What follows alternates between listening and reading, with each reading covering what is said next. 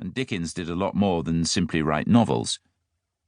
But I yoked them together in my mind at that moment, because they are two of what I shall have to describe, for want of a more exact term, as my people. The people I have thought about a lot over the years, the artists who have shaped me, inspired me, made me think about my own work. I have scores of people like that, influences and role models and heroes. Galton and Simpson, Donald Fagen, Preston Sturges, Barbara Streisand, Robert Altman, Pauline Kael, Kurt Vonnegut, Stephen Sondheim, Mavis Staples, Arsene Wenger, Joan Didion, Ann Tyler, Jerry Seinfeld, Ricky Lee Jones, Aretha Franklin, Thierry Henry, Elizabeth Strout, Raymond Carver, Frederick Exley, Joe Henderson, Laurie Moore, Edward Hopper, Liam Brady, Peter Blake, Bruce Springsteen, Emmylou Harris, Duke Ellington, Elizabeth McCracken, Larry McMurtry, Roddy Doyle, Tom Verlaine, Peter Wolfe, Dave Eggers, Al Green, and many, many others. I won't go into detail about what they have all meant to me.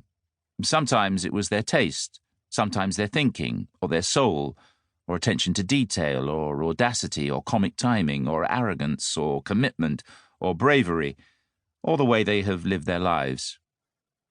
Anyone who has spent a lifetime consuming culture in all its forms at a possibly unhealthy rate has a similar list.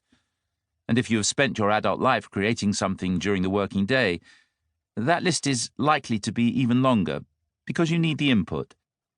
And let's face it, you have time that someone working on a production line, or in a comprehensive school, or in a bank, doesn't have.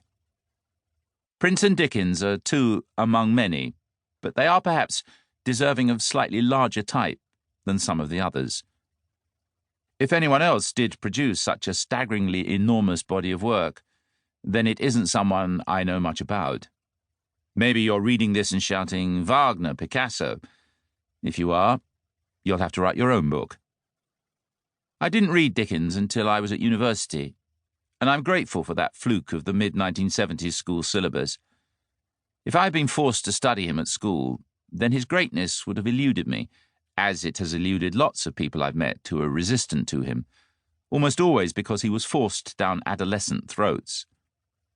I must have been about 9 years old when I first read David Copperfield, George Orwell said in an essay from Inside the Whale.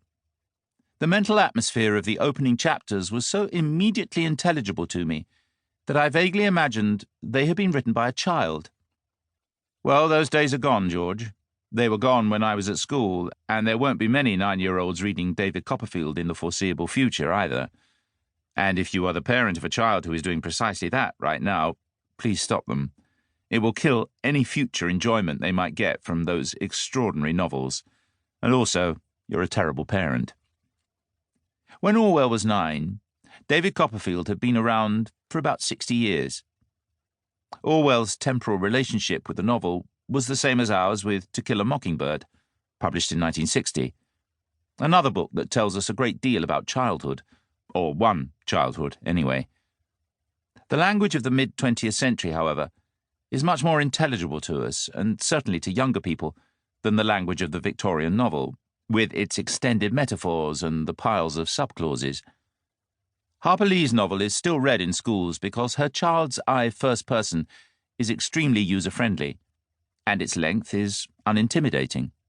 100,000 words, compared to David Copperfield's 350,000. It's just about possible to imagine a super-smart, Orwell-smart kid becoming engrossed in the story of Scout Finch, although of course the relationship between our young people and books has changed profoundly since Orwell's childhood, and since my own, and since the childhood of anyone who grew up in a pre-iPad age. I read everywhere, on interminable car journeys, and on trains, and in dentists' waiting rooms, and on wet Sunday afternoons, mainly because I was bored stupid. I would not be a reader without the excruciating, never-ending, no football on TV, shops closed boredom that drove me towards the local library, and later bookshops, neither open on Sunday, of course. My younger sons, both born in the 21st century, have never found themselves in the kind of stupor that would cause them to look upon literature as an escape, and though this is a cause for regret, I'm also happy for them. Part of me wishes that I hadn't been bored enough to spend half my life with my